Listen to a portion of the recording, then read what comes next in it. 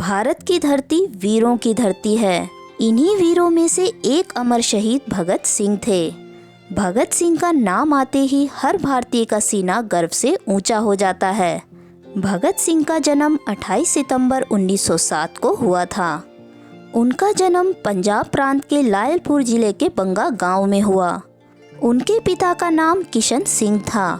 उनकी माता का नाम विद्यावती था। उनका परिवार देशभक्ति के लिए प्रसिद्ध था। उनके चाचा अजीत सिंह भी स्वतंत्रता सेनानी थे। इसी कारण भगत सिंह को बचपन से ही देशभक्ति के संस्कार मिले। बचपन से ही वे अक्सर कहते थे, मैं बड़े होकर देश के दुश्मनों को मिटा दूंगा। वे मिट्टी से इतना प्रेम करते थे कि बोतल में भरकर कहते, यह मुझे आज़ादी की महक देती है। 1919 में जलियांवाला बाग हत्याकांड ने उनके जीवन को हमेशा के लिए बदल दिया। उस दिन अंग्रेजों ने हजारों निर्दोष भारतीयों को गोली से मार डाला। इस घटना ने भगत सिंह को अंदर तक हिला दिया। उसी क्षण उनके मन में अंग्रेजी शासन को समाप्त करने का संकल्प जाग उठा। उन्होंने ठान लिया कि वे अपना जीवन मातृभूमि की आज़ादी के लिए समर्पित कर देंगे। लाहौर नेशनल कॉलेज में पढ़ाई करते हुए वे धीरे धीरे क्रांतिकारी विचारधारा से जुड़ गए। उन्होंने युवाओं को जागरूक करने के लिए नौजवान भारत सभा की स्थापना की। इसके बाद वे हिंदुस्तान सोशलिस्ट रिपब्लिक एसोसिएशन के सक्रिय सदस्य बने। उनका दृढ़ विश्वास था कि सच्ची आज़ादी केवल क्रांति और बलिदान से ही मिल सकती है।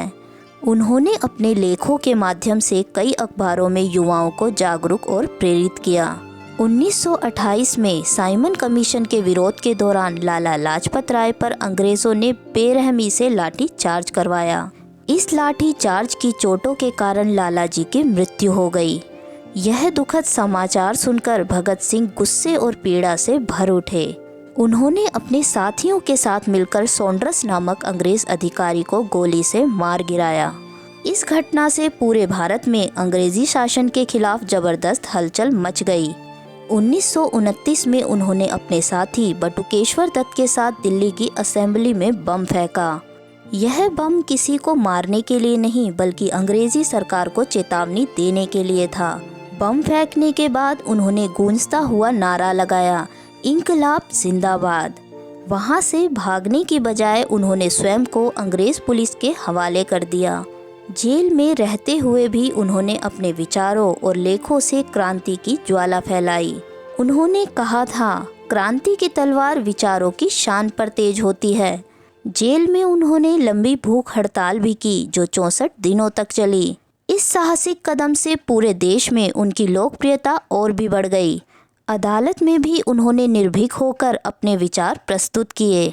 उन्होंने साफ कहा कि भारत की आज़ादी कोई भीख नहीं बल्कि हर भारतीय का जन्मसिद्ध अधिकार है। अदालत में उनके नारे और तर्क सुनकर युवा वर्ग और भी प्रेरित हो गया। अंग्रेज सरकार उनकी बढ़ती लोकप्रियता से घबरा गई।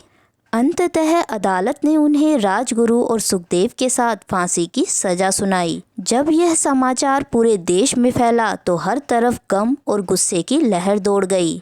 लाखों लोग भगत सिंह को बचाने के लिए आवाज़ उठाने लगे, लेकिन अंग्रेज सरकार टस से मस नहीं हुई।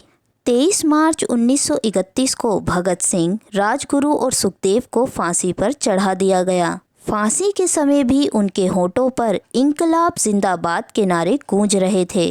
उनकी शहादत से पूरा देश रो पड़ा, लेकिन हर दिल में नई ज्वाला भी जल उठी। भगत सिंह युवाओं के लिए साहस, त्याग और देशभक्ति का अमर प्रतीक बन गए। उनके विचार आज भी हमें अन्याय के खिलाफ खड़े होने की प्रेरणा देते हैं। वे मानते थे कि कलम और बंदूक दोनों ही समाज में बदलाव ला सकते हैं। निसंदेह भगत सिंह की शहादत भारत के इतिहास में सदैव अमर ज्योति बनकर आने वाली पीढ़ियों को प्रेरित करती रहेगी। अगर आपको भगत सिंह की कहानी ने प्रेरित किया हो तो कमेंट में भगत सिंह अमर रहे ज़रूर लिखें और हमारे चैनल को सब्सक्राइब करना भी ना भूलें। जय हिंद।